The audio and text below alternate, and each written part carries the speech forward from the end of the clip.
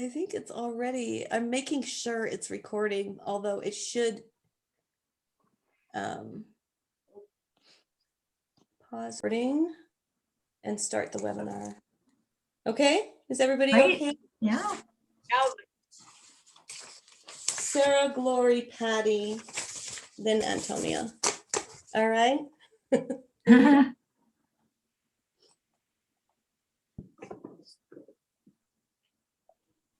Hello, everyone, and welcome to the Millicent Rogers panel discussion for Earth Day. We're really happy you could join us this evening. And we have our guest artist panelists, Glory Penington, Sara Francis, Patty Mara, and we're expecting also Antonia Lujan. She isn't here yet, but we will introduce her in the hopes that she's able to jump on at some point in the midst of our discussion. So just a little bit of housekeeping to start us off. On this webinar format, you're welcome to use the Q&A feature, and we're going to try to reserve the last 15 or so minutes to answer Q&A. The panelists will also see your questions during the discussion and might choose to answer right in the moment as well. And of course, you're welcome to use the chat feature among yourselves. At the end of the webinar, I'm going to post these fine artist websites in the chat so that you'll have a connection to view their work and a little bit more about them going forward. So again, thank you and welcome to this celebration of Earth Day. I'm going to read and introduce these lovely women of wisdom. They have provided bios for me, and they're really such lovely women. We've had such fun practicing these sessions and kind of chit-chatting about things, and it's our intention that it's a lighthearted, sort of easy conversation that we have with this discussion, so bear with us. And we'll start with Sara Francis. For 60 years, Sara's been interested in all kinds of photography. She says her right hand concentrates on techniques and her left hand on arts. With inspiration from the earth and people, her hands happily and conveniently feed each other. She treats each and every subject as a photojournalist, and regardless of setting, people in that setting are absolutely the life and motivation of her work. Sara speaks of pictures as storytelling, often in series, to develop emotion and action over time. She describes her personal mission as that of griot, properly griot in the feminine, a word coming from native West African cultural tradition, designating a storyteller, traveler, seer, celebrant, advisor, poet, interpreter, and historian. No English word encompasses all the griot's tribal functions. While her art starts in film, digital capture, or iPhone, I knew I was going to mess this up, you guys, iPhoneography. Images are later composited and manipulated in many layers until they cannot be recognized as photographs, and therefore must be called a new medium. She questions, what more can I do with and to an image to communicate a sensation? What more is multiple, often dozens of steps in the computer? She prefers how abstractions can transport us to places of mind and heart that we almost recognize, but not quite. Sara started handmaking art books decades ago and recently became an arts publisher. She loves books for their sculptural aspect, admixing text and imaging, and then becoming three-dimensional with publication. Books are memory held in the hands. Her recently released book, Fragments of Spirit, is her 60-year photographic retrospective and memoir of her experiences in the Taos region, at the Pueblo and powwows, and of artists she has known. So we welcome Sara Francis. And if we were in person, we'd all be clapping. So I'll clap for us. Next, we have Gourley and Penington. Gourley began taking home photos at the age of 10, always had a camera with her on any travels, and hasn't been able to keep one out of her hands since the mid-'80s. Landscapes and the details of architecture and classic cars present the most interest to her. Finding the everyday element that anyone can look at but few see is a continual challenge. And the most gratifying moments are when others experience that aha moment of seeing through her lens of life. In addition to photography, Gourley is now pursuing oil painting using palette knife technique. Photography has been a door to seeing, and the emotions encountered and remembered from photography adventures are more easily expressed and shared through painting. Expanded values and contrasts allow energies to radiate through light and air, engaging the viewer in the resolution of abandonment and order, chaos and serenity. So welcome, Gourley, to our panel discussion.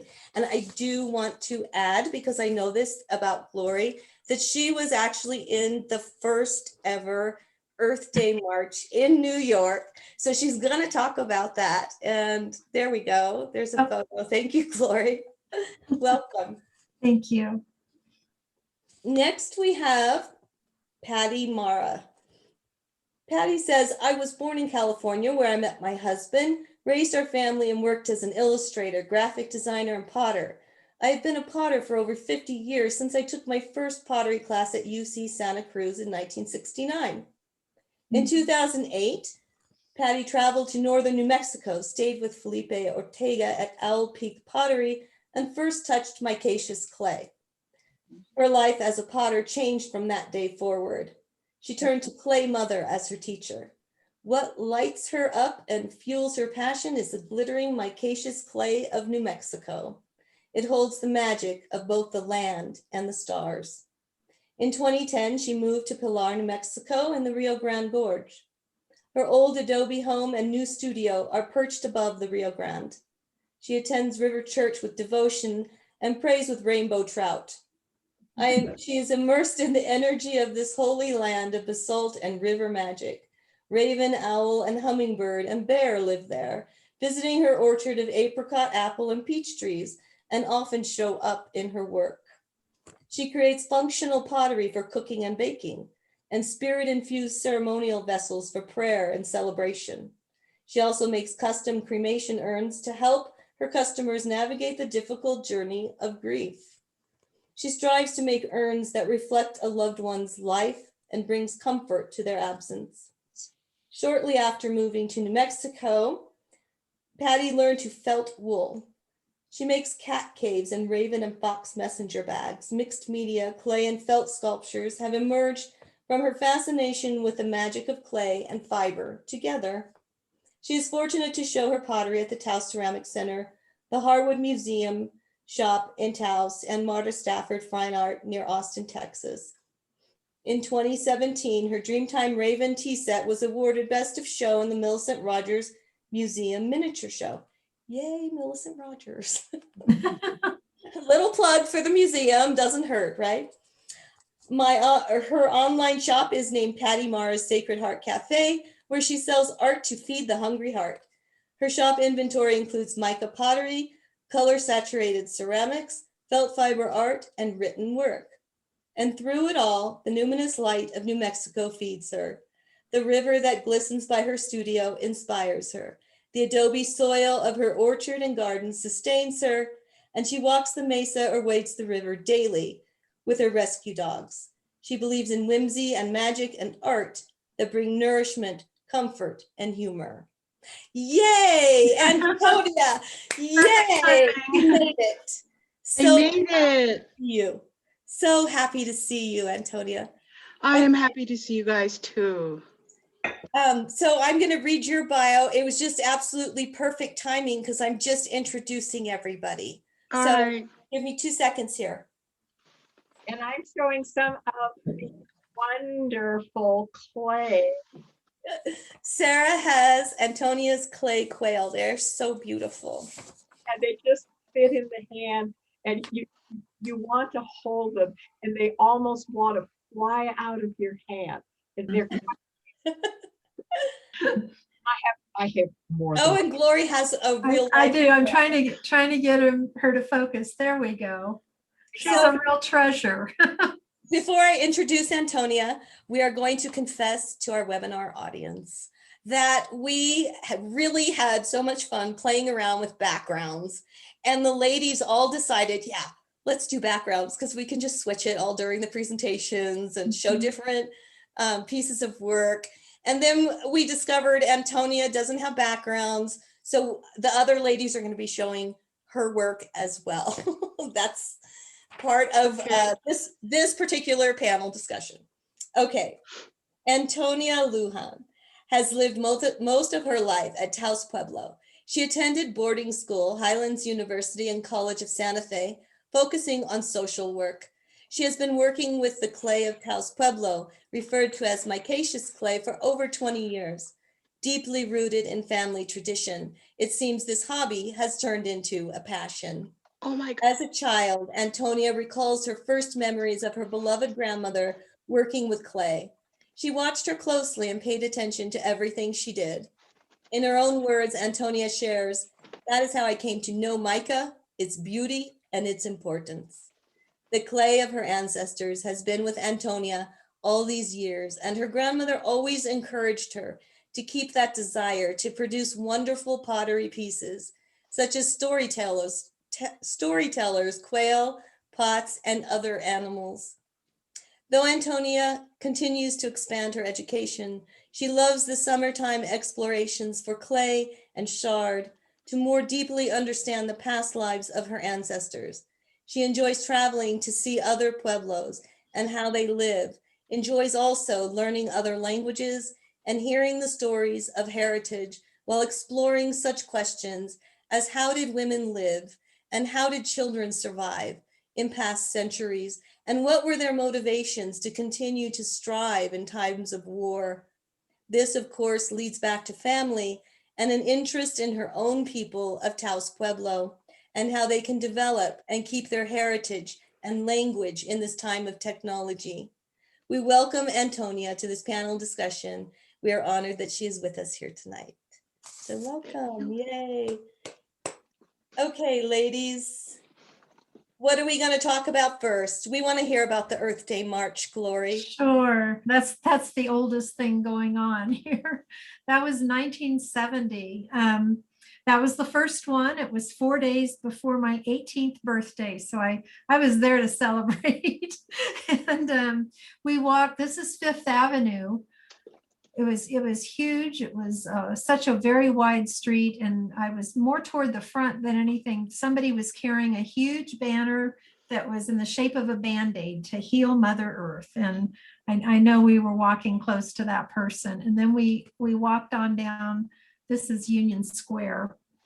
So it was just it was so different from the walks and the marches. There was no consternation, no conflict. It was just a huge group of beautiful, peaceful people that were just celebrating the earth and wanting to move forward and take care of it. So I'm real happy to be here today. And it's been, I guess, 51 years now. We were just talking that the 50th probably didn't happen last year. So we'll just keep celebrating it into this year and forevermore. So it was a good time, good beginnings. Mhm. I was in Boulder at that time. And so, of course, at the University of Colorado, there was a certain amount of, shall we say, a little bit more raucous festivity going on. But that was before I figured out how Earth was going to really affect my artwork. My mom was an amateur, and she was very much into Earth Day herself and historic preservation and international customs. Our family is from literally all over the world. And so as a kid, I got a bunch of this idea of, okay, so what is the earth? How does that bring you inspiration? But it really took into the 70s before I began to understand, particularly in our Western heritage with Hispanic precepts, Native American, Greek, so many Greek people were here, that the first thing that the artist has to look at is nature.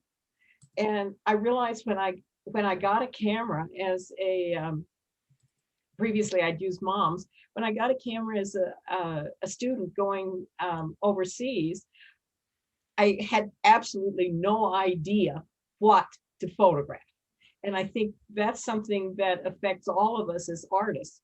What is the subject of your art? What do you photograph? What do you put in your clay? And so looking to nature was definitely where I started. And of course, now I understand that is the very traditional Native American precept of the role of the artist. And Patty, I think your work with these ravens on the pots that you have behind you, they are hilarious. Do you see the different characteristics of each one of them? They are clever birds. You don't want to leave the silver spoons out because they will be gone. So shiny. Shiny stuff, yes. That just gets and off it goes. Tell us more about your animals, maybe. Well, I've lived here 11 years now. We're in our 11th year, and I moved from California, and I lived at the beach. So there were no ravens where I lived in California, but we did have dolphins. So my studio there was Dolphin Smile Studio. And when we moved here, I became instantly aware of the ravens that love our apple orchard and fly from our orchard to the river every morning and back at twilight. And so I had never drawn a raven or studied a raven before or heard them. They're very vocal. They have a wonderful language when they're talking among themselves. And we have a big willow in the wash below our house, and they congregate there and talk to each other. So it wasn't long before I started drawing ravens on my pots. And bear and owl also show up because they live here too. So I just feel so incredibly blessed to have this connection to the Rio Grande Gorge and the old mountains of the gorge, and the Sangre de Cristos and the Picaris Range, which I can see out my window. Every day I learn something new. I understand ravens have about 200 words in their vocabulary. I believe it. Words. So they're telling you a lot, aren't they? Antonia, I wanted to ask you where the idea of the quail came from, because my impression is that quail, kind of like rabbits, are a staple of Native Americans, not just for diet, but just as inspiration, animals of use and veneration. And so I was hoping you'd say where the quails came from. Well, the quails have been with the Pueblo people as long as we've been here, that date back to 1,000 years. And every time I would go to the pueblos, the different pueblos, I would always see images of quails somewhere in the pueblo, or when I was doing my research, I would always run up against the quail. And I said, hey, this little guy's as important as the state bird, the roadrunner. Yes. And I think it should be the quail. I really think it should be. And so I think that the quail always helped out my people by being a food source. Yeah. And also my people use the eggs.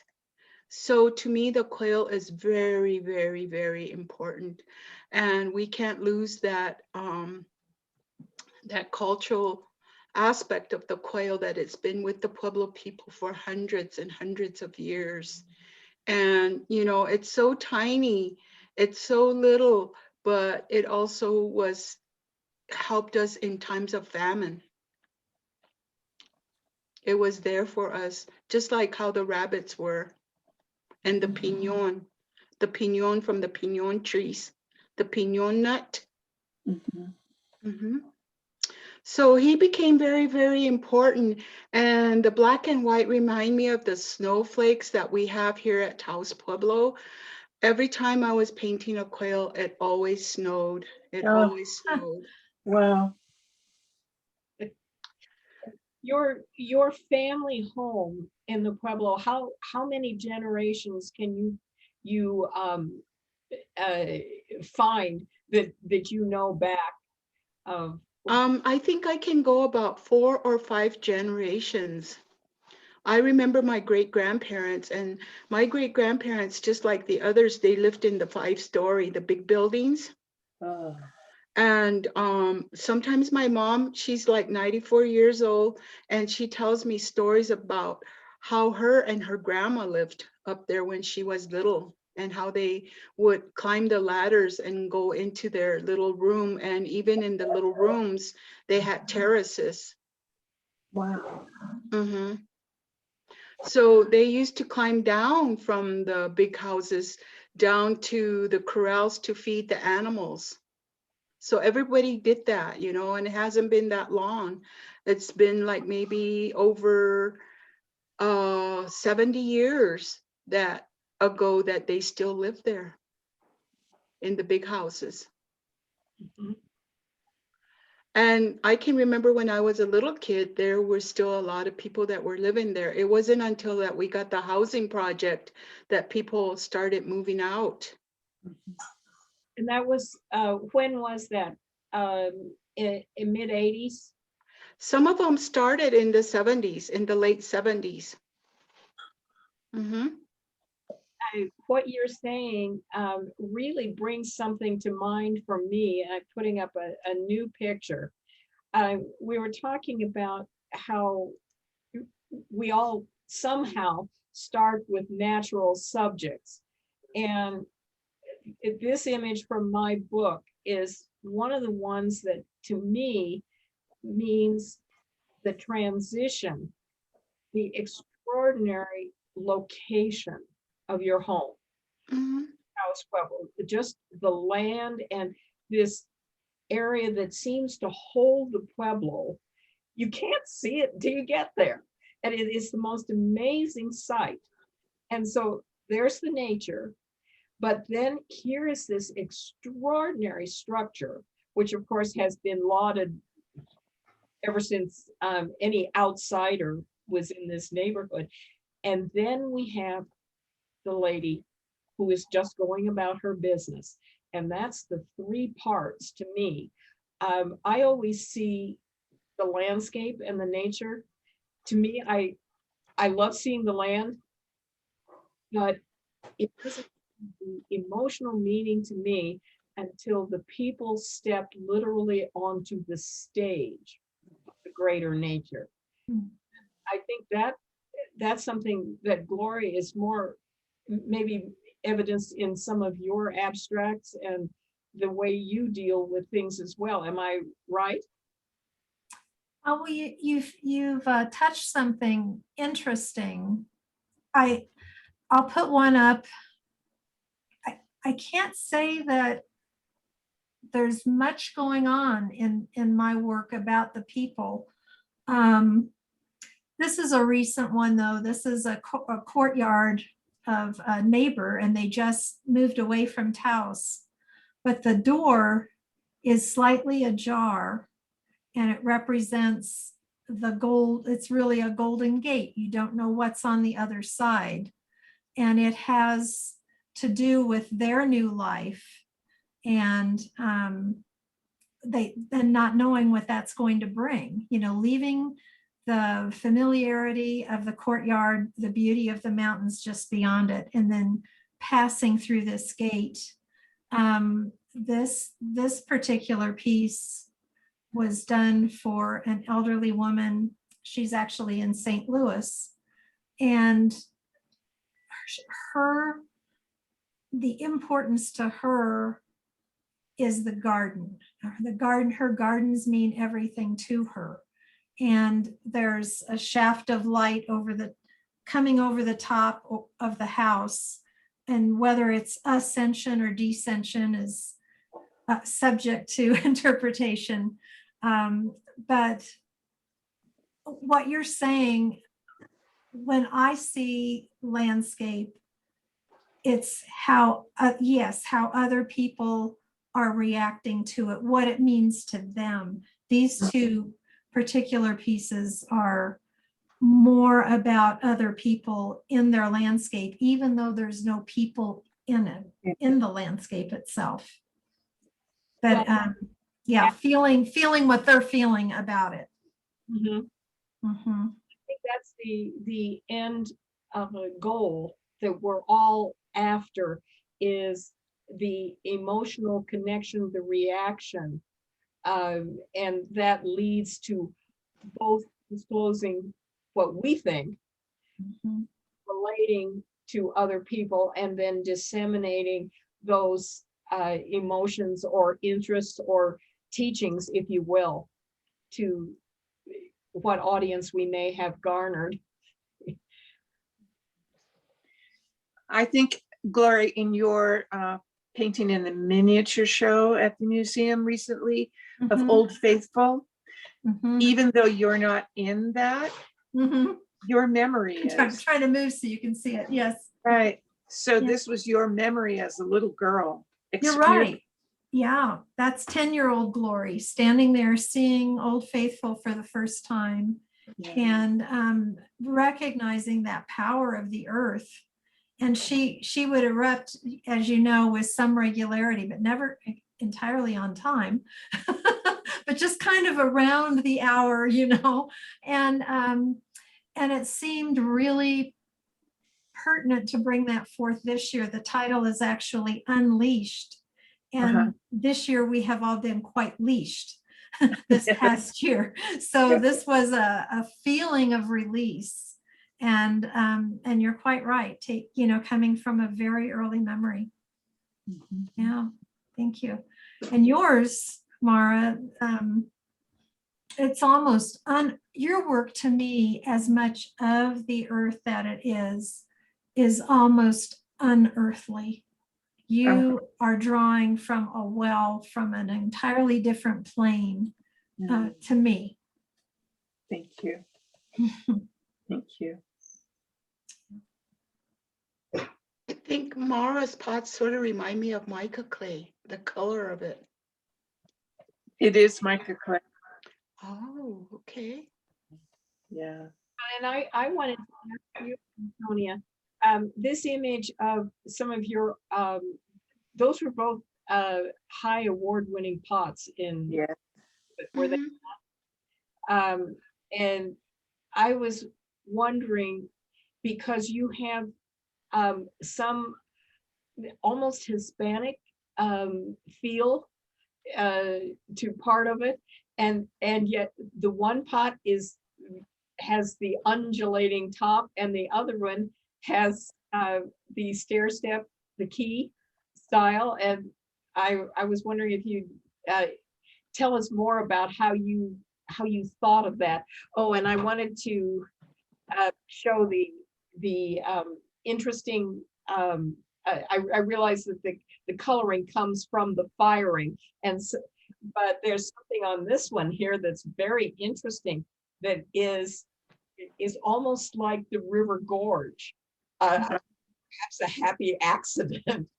Well, I think that I'm going to kind of sort of go back to your first part of your question, which is the Hispanic part of it.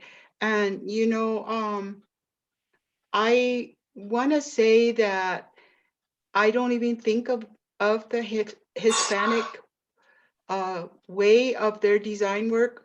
The design work that I try to portray in my pots is the design work that's always been with us, because the kiva step is seen most all over the Pueblo. Mhm. You can see that design all over the Pueblo. So I think they borrowed it from us. And that's one of the most unfortunate things about our culture, or aspects about our culture, is that it was never written. We never had it written, or if we did, those things were destroyed in the wars, or even the petroglyphs were destroyed. And people tried to hide them as much as possible. And a lot of the stories were not told because our people were always afraid of being either ostracized or even copied. So it had to do a lot of our things had to stay in hiding. And you know, there's disadvantages and advantages to that. So I really am glad that we did that. Our people were smart that they did that.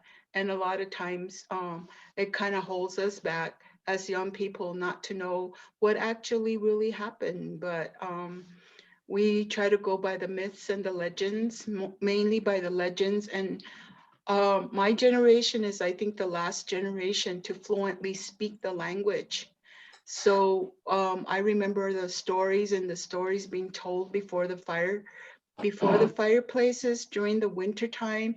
And that was a season for storytelling. And I think that it's also a common theme or thing among all Native Americans, that storytelling was in the wintertime when you settled in after you brought in all your food from the summer or from harvest.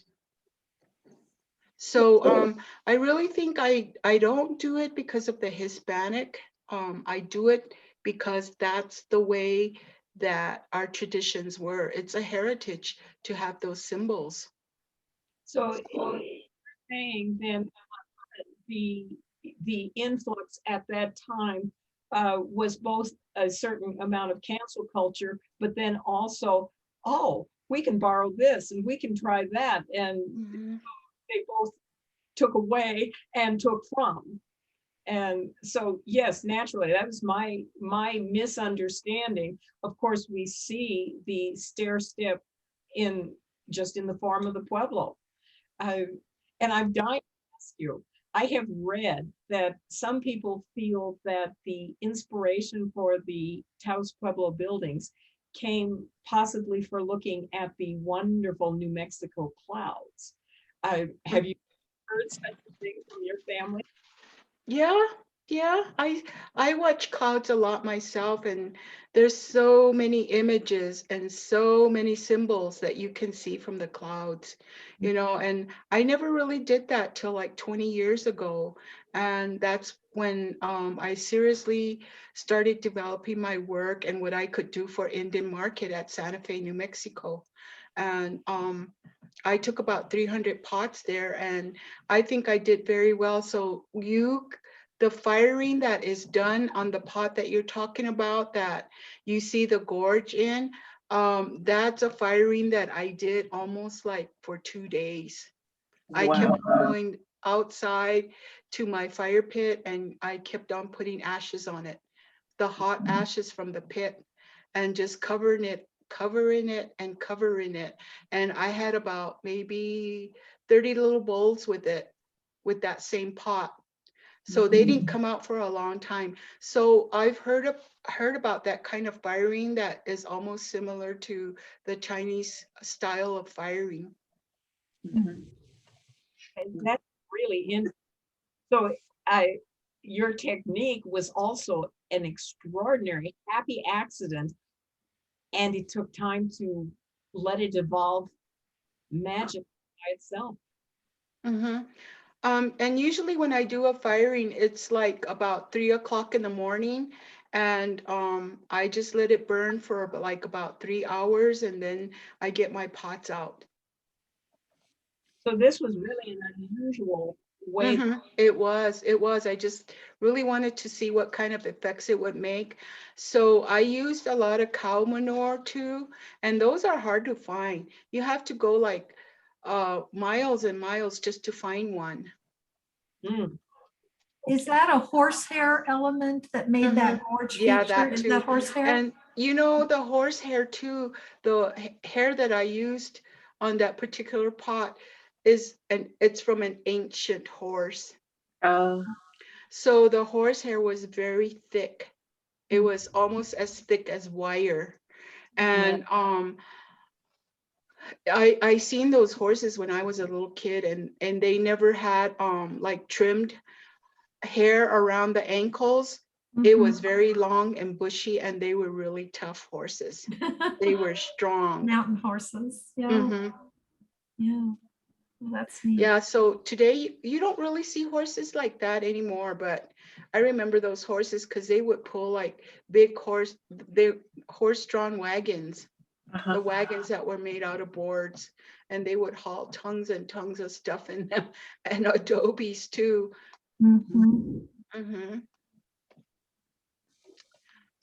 So yeah, it's like I would almost think that the horses built the big houses too. Horse energy. Horse energy is right. Horsepower. Yeah, horsepower. There you go. When Antonia, when do you put the horsehair on the pot to make? Oh, it's right after they come out of the fire, when they're hot. Really hot. Yeah. Really hot, yes, and it just melts. It just melts on the pot. So it's almost like if you have a wood stove, and have you ever just thrown hair on your stove? It'll just singe. Singe. Yeah. Oh yeah. Accidentally, I've done that. Yeah, so that's how it is. And once it burns on, it's just like somebody wrote it with a pencil, you know, squiggled on it. So it's really fun to do that. It's real fun. Yeah.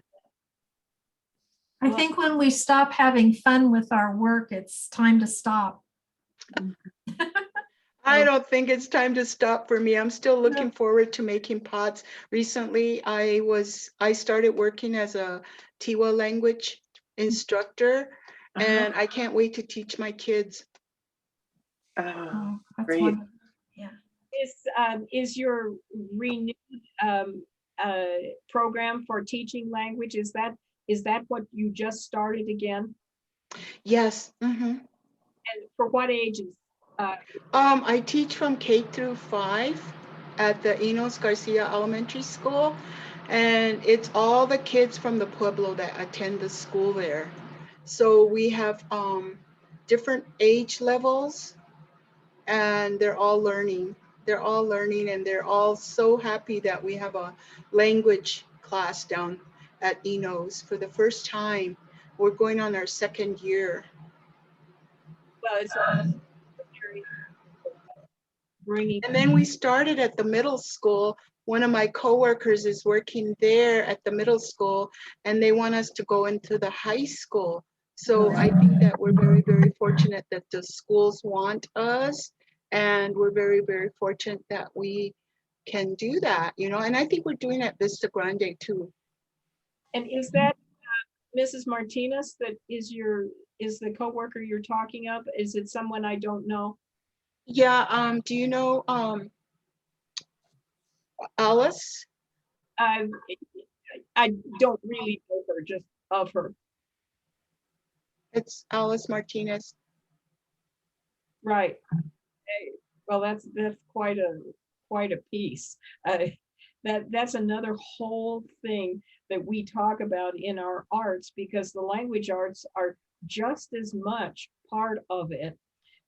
There's a lot of talk about how certain kinds of sensory perception then suddenly give you a totally different sense. So if you see something, then suddenly you hear something that was said in the past, or perhaps a picture evokes a smell.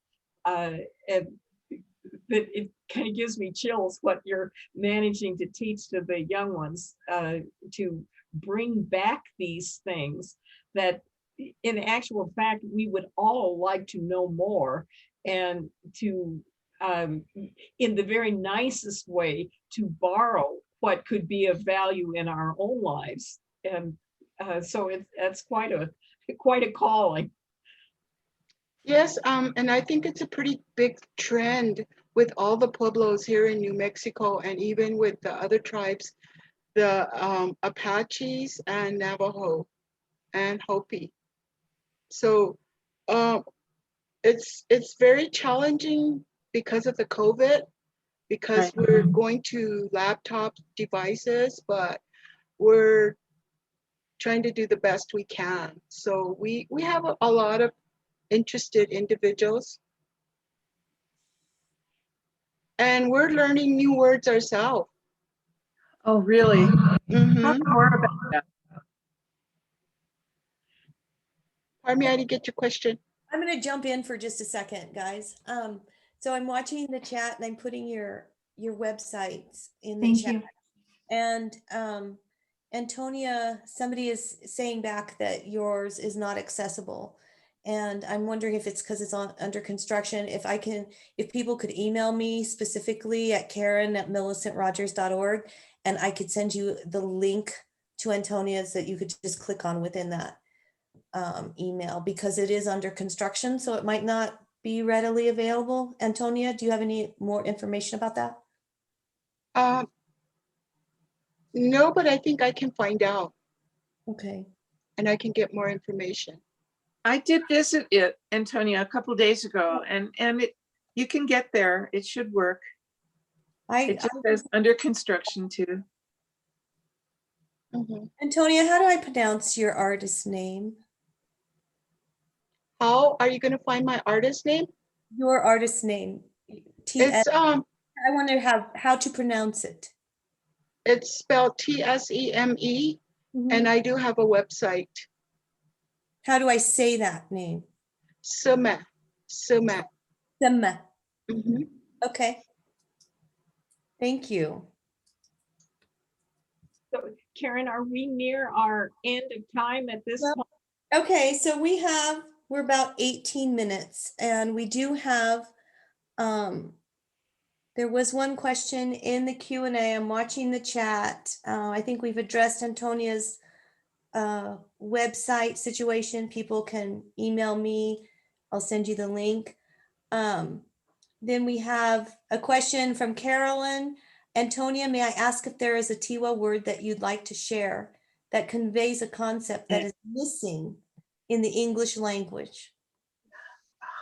I guess since today is Earth Day, and we're all artists and we're being creative, I would like to say the word the creator of the earth, I guess. How about creator of, I can't really think of anything right now. I was sort of like thinking the land and the world, earth, just that we should be really thankful that we have our world, our earth.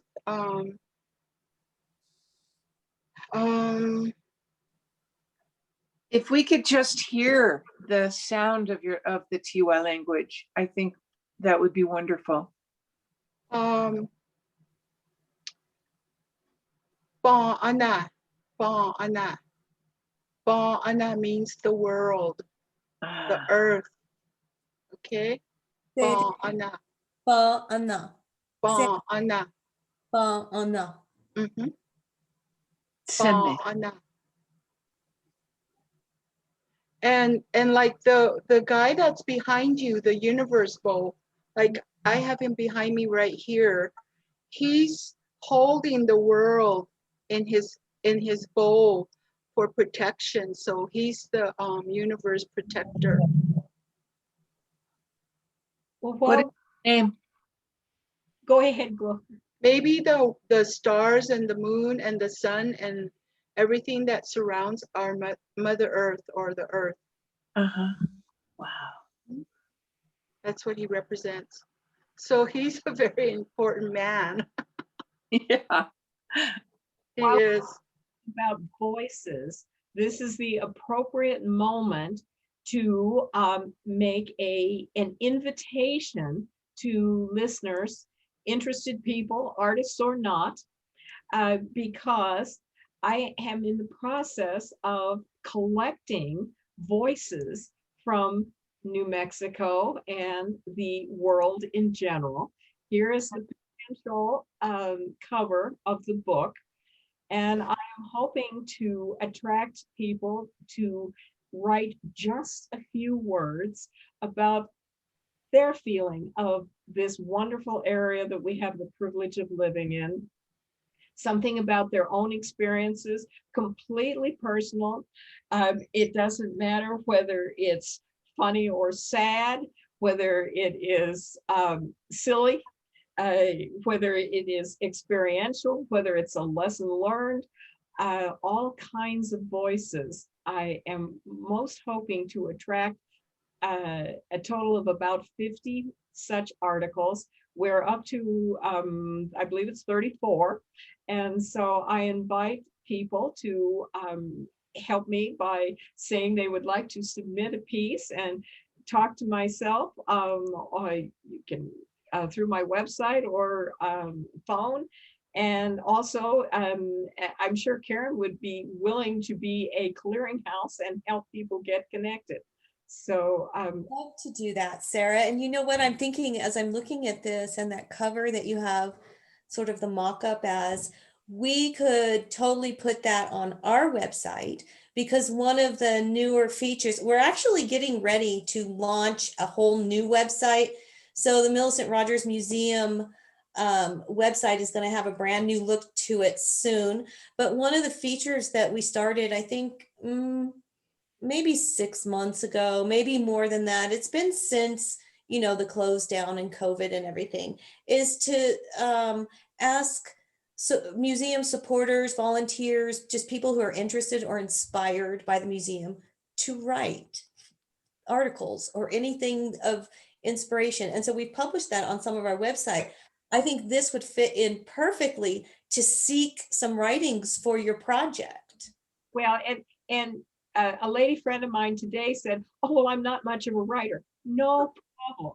I will deal with that in an editorial sense and then allow the individual to okay whatever is being said. So even if it's just ideas or heavens, bullet points, we can work with that and make that person's voice heard. And that's what it is. It's unplugged voices, people we would never know, but extraordinarily valuable to say about our heritage, our history, our beautiful land. Sarah, I have a question. Sure. What element of your book, Fragments of Spirit, what element of that led to this new project? Oh, well, that's thank you for asking. It was a long road, and what happened was I started out. I just had a collection of pictures that I realized went way back into the late 50s as a preteen, and mom helping me do stuff with her camera, and I didn't think too much about it. And then I realized that I had this heritage that was literally over 60 years of photographs. And I'm sorry to say I started out rather naively, and I didn't realize that what I needed to do was look at those pictures and let the pictures tell me about what was behind the surface of them. And you can see the image that is the front cover. that's a Christmas Eve image from the Pueblo. Mm. And it has so much of the spirit of the religious time, regardless of what religion is ascribed to, and the people watching and talking to each other, bundled up, the fires welcoming both the local people and the spirits from the past. And you can't actually see it well, but there is someone disappearing into the background. There's a lot there. And when I realized that the abstraction behind the originals, that's what I needed to talk about, and my reaction, and therefore disclosing something about myself, my years, my family, and things that might be of use to others. And one thing I'm definitely talking about here is in our Western heritage, we have so much Native American things that have come into the general culture, and also Hispanic things. And while we of a more European heritage speak of ourselves in terms of our art, what it is we do in life, but our people who were more indigenous speak of family and connections. And it's those two things that eventually brought me to this book. And then I realized that my voice was just one in so many. And thus the second book, there were all these voices that needed to be heard that otherwise people just wouldn't know about. Oh, thank you. This is available in the Millicent Rogers Museum store, correct? They're carrying Fragments of Spirit now? We are carrying it, and I believe they're autographed copies that are. Also, I want to put out this question that came up from Ruthie. Sara, Ruthie's interested in writing. How can she support the artist? And when would she sign up? So we're just kind of putting this on the table during this live discussion, because I'm certainly happy to, like I said, we'll put it on our website and can filter some of that through us. What other advice would you offer to Ruthie? Could she connect with you? Absolutely. Absolutely. And I should have mentioned that my dear Miss Antonia wrote an absolutely glorious foreword for Fragments of Spirit that honestly, it rings around the intellectual and well-known people who also wrote. And her experience, that's what I'm trying to emulate in this companion book. Thank you. Thank you. Hey, Sara.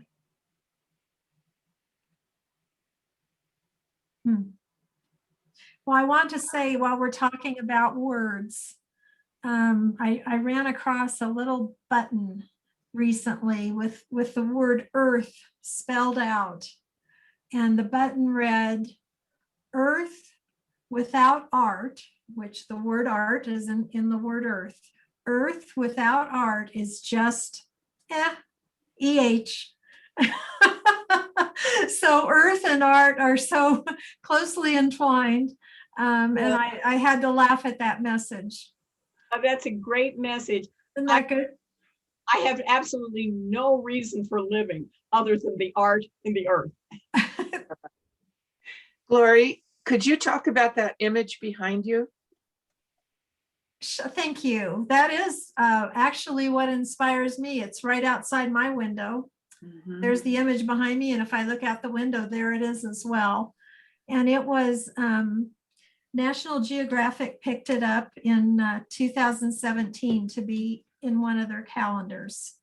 And they just, found me. So I was very, very privileged. At the time, it didn't really register. I had just been in a literal train wreck. We all have train wrecks in our lives, but this was an Amtrak derailment and nothing was registering. And you know, any photographer would do cartwheels to be included in National Geographic. And I got that email and I was like, oh, that's really nice.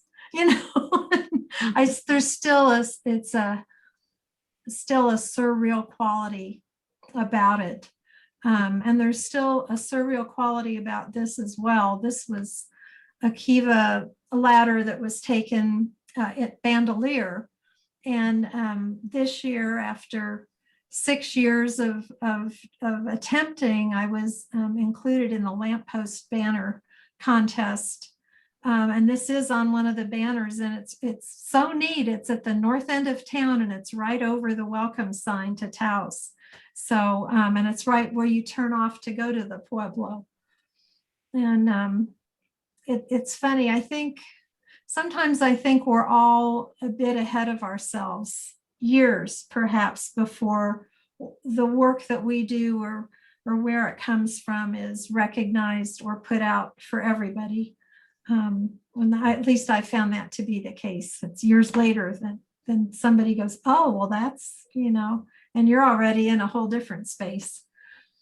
But yeah, thank you for asking. You have some work on, Mara, you have some work on fiber art as well, and white clay.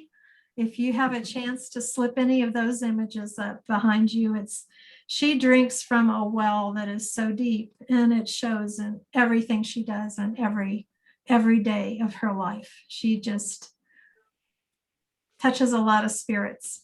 Can you access that picture of the felted wool that has the Yeah, you had that up earlier. She's on an iPad, so you're seeing a lot of hand right now. Yes, you can, ladies. That's funny. There we go. Isn't that beautiful? Yeah. There's those ravens. So I have to show this. I want to show this to everybody before we close out this photo. So Antonia came by one day to, you know, take some photos of her art. And I said, let's just take a picture of you. So I want to put it up there because That's so sweet. I think that was on some of our promo materials, but that photo is just so amazing. She just is such an amazing artist and woman. And I mean, what a blessing, that face, that smile, those eyes, right? Yeah. So we're just about up for time. Let me check here and see if we have any more chats. I'm seeing that Carolyn wants to contribute to your project. Sarah, I don't know if you guys can see those chat questions, but at any rate, connections can be made. Again, my email is karen@millicentrogers.org. So anybody participating, any of the attendees can email me with further questions. The Millicent Rogers Museum's intention is to have these virtual programs. This is our third one, and we get a little better at it every time. So we should do this again, ladies. This was really fun. I am so happy that, you know, to have learned some things with you and been a part of this. And I would also like to say that I think I forgot to actually introduce myself at the beginning. So I am the Director of Education here at the Millicent Rogers Museum. And we are open as of tomorrow. We just changed again because we're super flexible with all of the, you know, events of the past year or non-events. We're open 10 to 5, Thursday through Sunday. We're hoping to expand that by June. Actually, we want to try to be open 6 days a week. So we're getting there. We've got all of our protocols in place, and of course, masks are required. And hopefully, we're going to be having some hybrid in-person and virtual events. That's what we're sort of hoping for, a little book signing or something, Sarah, right? We're up for it. Yeah. You So, need 2 more hands to help with that. Count me yeah, in. wouldn't that be Karen, thank you so much for coordinating all this and You're providing a welcome. platform where we could share and get to know each other better. It's been a real honor and privilege to be part of this with these beautiful women. Oh, thank you. That's Thank nice. you. And note that I had no idea the confluence that we would have. And in actual fact, we have begun to resemble each other. Somehow. It's the hair. All the white hair on this screen. It's the new blonde. That's right. This is our wisdom. I This is never was a blonde though, but. That's right. Thank you to all of the people that signed up and kind of hung in there with us. This, like I said, this is our 3rd one. We've had glitches. I have high hopes that this one got recorded. If it did, then we'll put it on the website. So anyway, a lot of fun, ladies, and I'm going to go ahead and end it. I'm watching the comments and it's going to make me cry. So Oh, I think that's a good time to say Happy Earth Day, right? Yes. Thank you. Happy Earth Day. Happy Good Earth. night. Happy Earth. Thank you.